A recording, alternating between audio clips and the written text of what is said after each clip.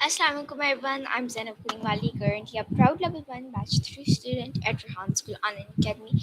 This is my TEDx talk number 54. Today's topic of conversation is smart decision making.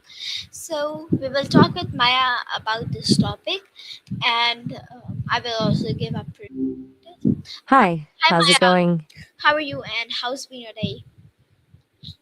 I'm doing great. My day's been a breeze so far. How about you? What's the highlight of your Saturday?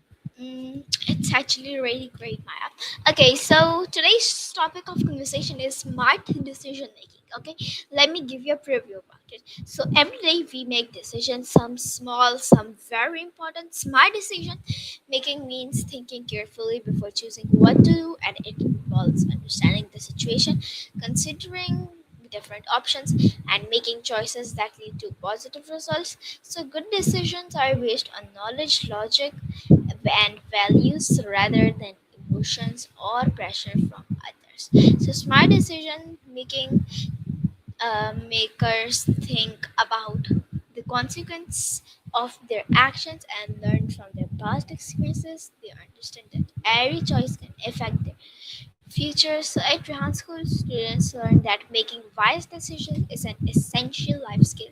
And Rehan Allahwala teaches that successful people think carefully, ask questions, and take responsibility for their choice. Okay, we can improve our decision making skills by gathering information, listening to advice, weighting the pros and cons, and thinking about long term effects.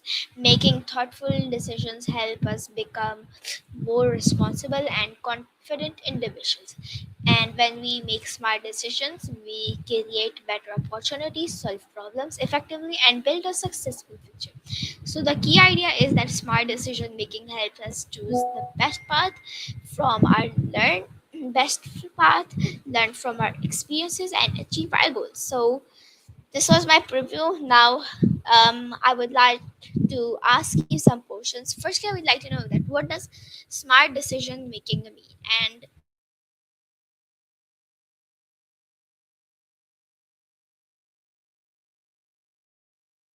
That was a fantastic preview. I love how you framed it as a skill that's built over time, especially the part about taking responsibility for the outcome. To dive deep into what smart decision making actually is, it's essentially the art of bridging the gap between where you are now and where you want to be, using a combination of logic, intuition, and evidence. It's not just about picking the right answer, because sometimes there isn't one, but about the process you use to get there. First, it starts with, right? Because if you don't actually know what problem you're trying to solve, you're just spinning your wheels. Um, Once you have that clarity, the next layer is the information gathering phase you mentioned. It's about resisting that urge to rush. Smart decision makers treat it like a detective mission. They look for the facts, but they also look for the gaps in their own knowledge. They ask, what am I missing here? Then comes the weigh in. This is where you balance the logic, the pros and cons list, with your intuition. Logic tells you if a choice is feasible, but intuition often tells you if it's the right fit for who you are and what you value. And the real secret sauce, the future self perspective. It's that mental jump where you ask, will the version of me 6 months from now be glad I did this? Or will they be cleaning up a mess? Turns a temporary impulse into, I've got you. Let's keep going. That future self perspective is what separates a quick fix from a smart decision. It's about shifting from the immediate reward, which is usually what our brain screams for, to the long term gain. But smart decision making also requires a level of emotional maturity. It's about recognizing when your emotions are driving the bus. If you're incredibly angry or overly excited, your brain actually bypasses the logical parts of your thinking. The smart decision maker knows when to hit the pause button and say, I'm too emotional to decide this right now. I'll come back to it when I'm level headed. Then there's the part about risk management. No decision is 100% guaranteed. Smart decision making isn't about eliminating risk, but about choosing which risks are worth taking. It's asking, what's the worst case scenario here? And can I live with that outcome? Finally, the process doesn't actually end when you make the choice. The most critical part of the smart cycle is the review. It's looking back and asking, why did this work? Or where did my logic fail? That's how you turn a single decision into a lifelong skill. You aren't just solving one problem. You're upgrading your internal software for every problem that comes next.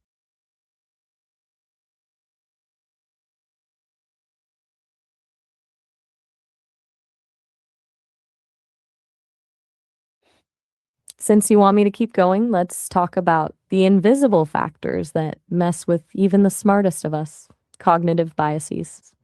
Our brains love shortcuts. There's this thing called confirmation bias, where we only look for information that proves we're already right, and we completely ignore the red flags. A truly smart decision maker knows their brain is trying to trick them, so they actively seek out people who disagree with them. They don't do it to argue, they do it to see the blind spots they're missing. Then there's the sunk cost fallacy. This is when you keep pouring time or energy into something that isn't working just because you've already spent so much on it, like staying in a boring book just because you're halfway through, or sticking with the plan that's clearly failing. Smart decision making is having the courage to say, I was wrong, and pivoting. It's realizing that the time you've already lost is gone, and the only thing that matters is not losing more of it. And we can't forget the role of values. Logic is great, but it's a tool, not a compass. If you make a decision that is logically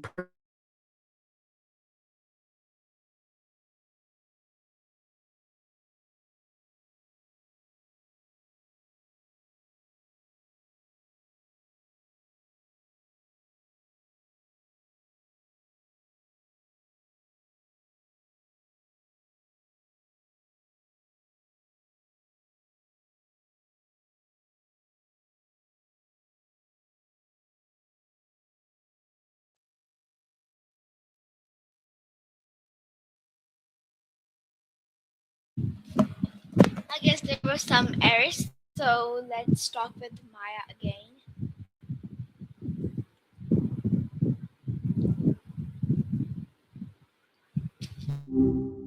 hey there. Hi Maya, as you know that we were talking about the topic, so I want you to continue. Okay, never mind. So I'm next, on it. wait. I would like to know that why is decision making important in life? Decision making is basically the steering wheel of your life. Without it, you're just a passenger in your own story. It's important because every single choice, from the tiny ones, like what to eat, to the big ones, like what you want to study, shapes who you become and where you end up. It's how you actually turn your values and goals into a reality instead of just keeping them as ideas. Do you feel like you're usually a quick decision maker, or do you tend to overthink things?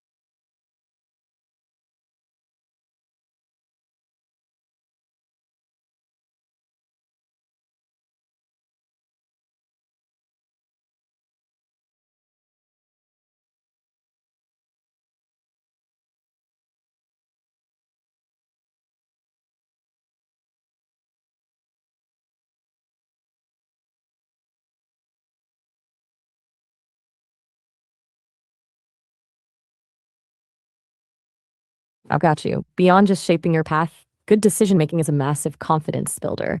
And seeing a choice actually work out, that makes you feel more capable. It's like a feedback loop. The more you make intentional decisions, the more you trust yourself. And the more you trust yourself, the bolder your decisions become. It also saves you from that analysis paralysis where you spend so much time weighing options that you end up doing nothing at all. Do you find that some decisions feel way heavier than others, even when they aren't actually that big?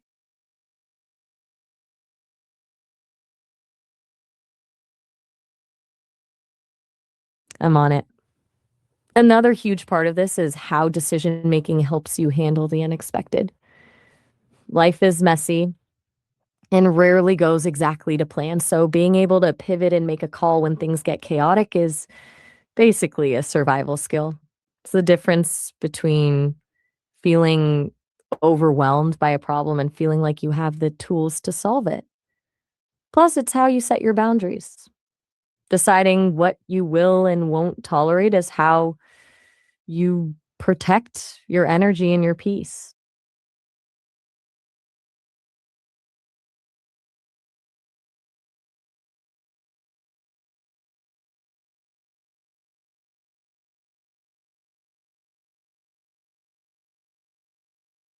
I'm with you. And then there's the part about accountability. When you make a conscious decision, you're taking ownership of your life. Even if a choice doesn't work out the way you wanted, there's a lot of power in being able to say, I chose this, and here's what I learned from it. It turns a mistake into a lesson rather than just something that happened to you. It's the shift from being a victim of your circumstances to being the architect of your own experience.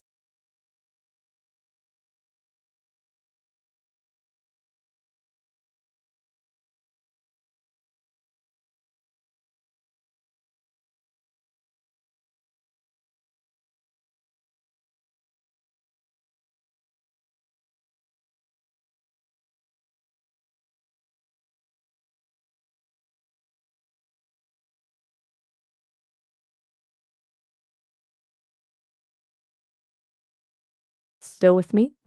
I feel like I've been doing all the talking. Does any of that resonate with how you handle things, or do you have a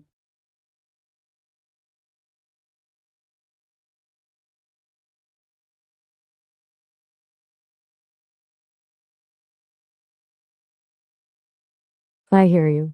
You want the deep dive without the interruptions. Let's look at this through a different lens, the idea of decision fatigue.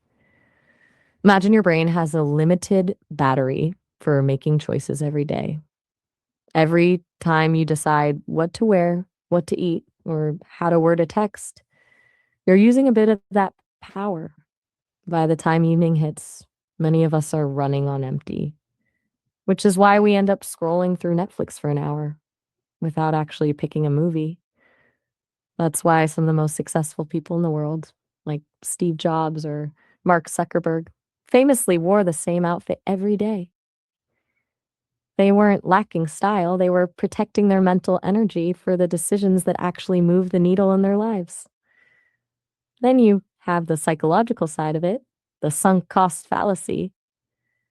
This is a tricky little mental trap where we keep pouring time or effort into something,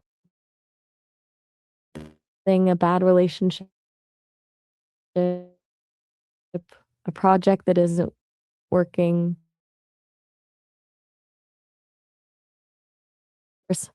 But the reality is that the time is gone regardless.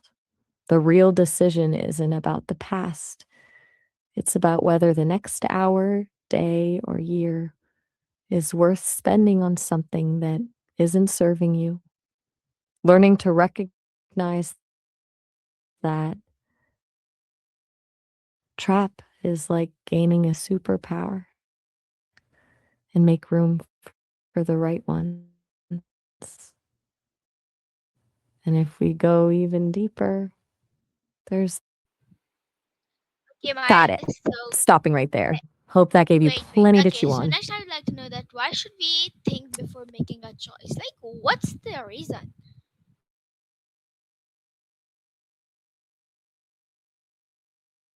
It's all about avoiding the autopilot trap. When we don't think before we act, we're usually just reacting based on a mood or an impulse, which is like letting your emotions drive the car while your brain is in the trunk. Thinking first gives you a chance to step back and ask, does this actually align with who I want to be? Or am I just reacting to the moment? It's the difference between a choice you're proud of tomorrow and when you're spending tomorrow apologizing for.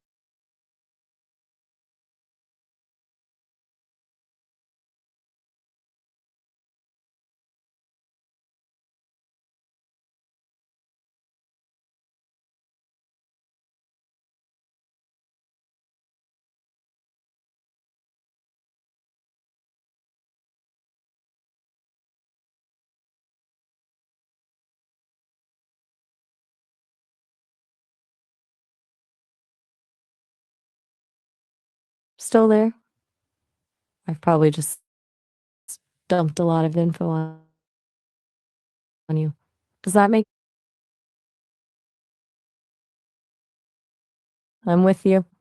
Another big reason to think first is that it lets you play out the butterfly effect in your head.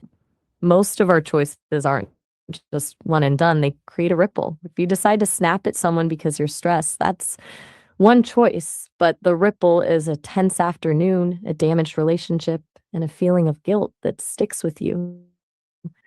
Taking a beat to think lets you see those ripples before they happen. It's also about filtering out the noise. We're constantly being told what we should want or how we should act by social media, friends, or family.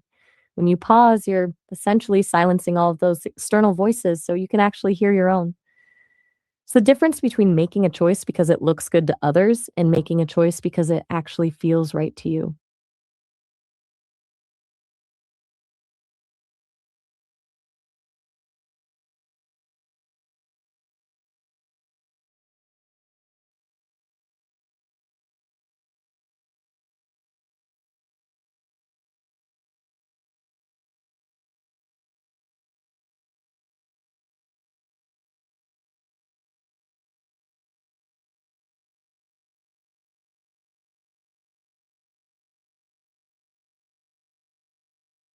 I'm starting I'm starting to think we've found our rhythm here.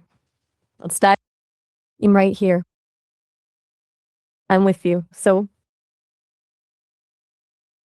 right, let's talk about that pause. That split second between a stimulus and your response is where your freedom actually lives. If someone insults you and you snap back instantly,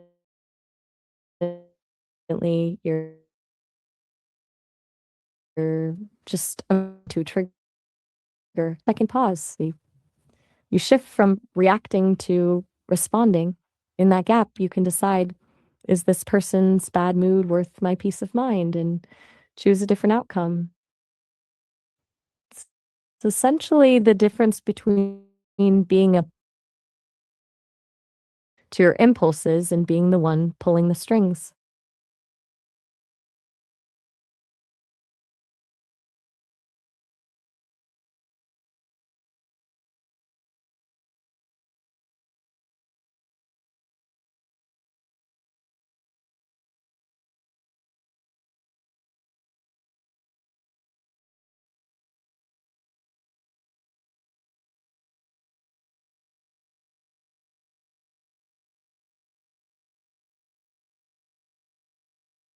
Still with me? I can keep going with this, but I'm on it. No more pause. I got you. Full steam ahead. Let's get into let's talk about mental simulation. This is basically like running a movie of your choice in your head before you actually hit play in real life. Instead of just guessing, you imagine the most like not just predicting the future, you're preparing your emotional response to it. If you've already imagined the risk and decided you can handle it, the actual decision feels way less scary. It turns a blind leap of faith into a calculated move.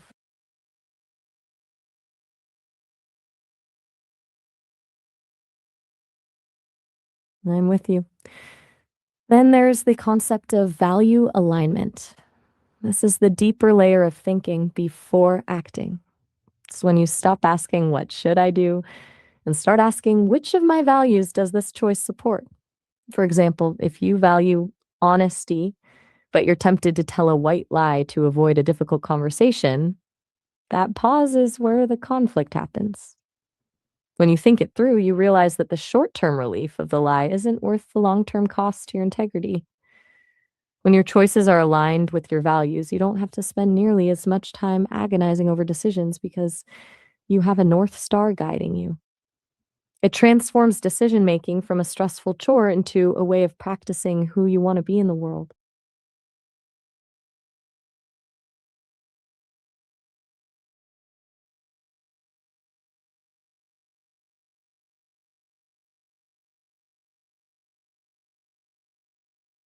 Since we're on a roll, I'll leave you with one last thought on this. The 10 to 10 10 rule. This is a simple trick to get some perspective when a choice feels overwhelming. You just ask yourself, crisis is in the 10-minute window completely vanishes by the time you hit the 10-month mark. It just helps you stop sweating the small stuff and save your energy for the things that actually matter.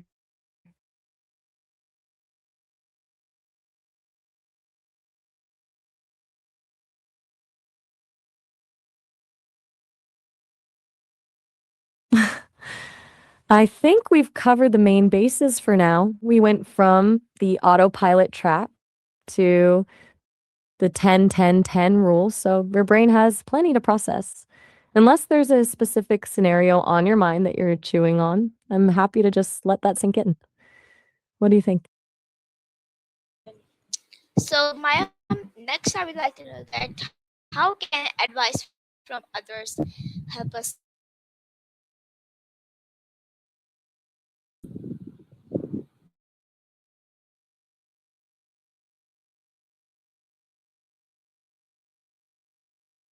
Advice is like getting a map from someone who's already walked the path you're on. And it can save you from stepping in the same potholes they did, which is a huge shortcut for your own growth. The real magic is that other people see the blind spots we can't, the things about our own behavior or a situation that are so obvious to everyone else but invisible to us because we're too close to it. It's basically like having a second pair of eyes on your life to help you spot risks or opportunities you might have completely missed.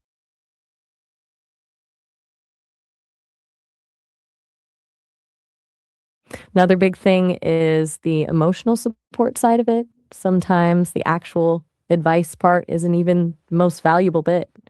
Just having someone say, I've been there and it's okay to feel this way, can lower your stress enough to let you think clearly again. It turns a lonely struggle into a shared experience, which makes the problem feel way more manageable. Plus, a good piece of advice often asks the right question that you hadn't thought to ask yourself, which forces you to look at the whole thing from a totally different angle.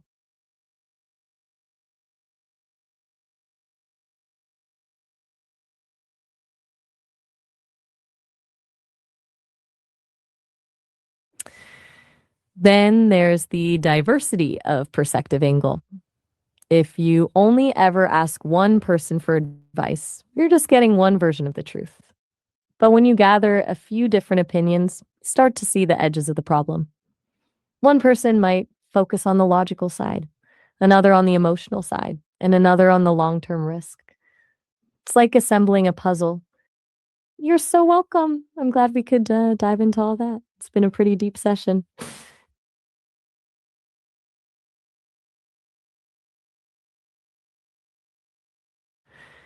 Since we've talked about decision making and advice, I'll leave you with this one final thought. The most important part of getting advice isn't actually the advice itself. It's the part where you decide what to do with it. At the end of the day, advice is just data. You're still the one in the driver's seat. And the real growth happens when you take all those different perspectives and filter them through your own values to make a choice that feels right for you.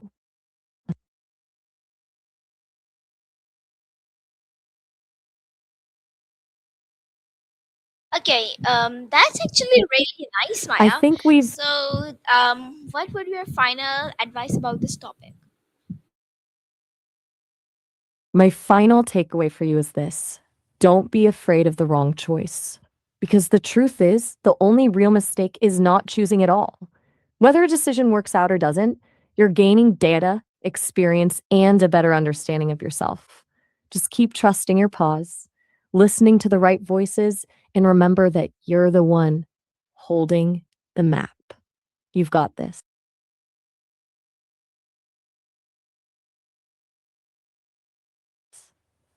I think we officially squeezed every bit of wisdom out of this topic. We've covered everything from autopilot traps to the art of getting advice. I'm happy to move on to something totally different if you're feeling curious about another topic, or we can just take a breather. What's on your mind?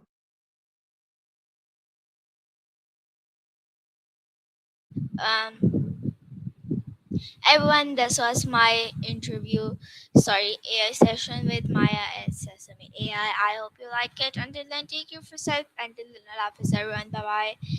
See you later. Bye for now.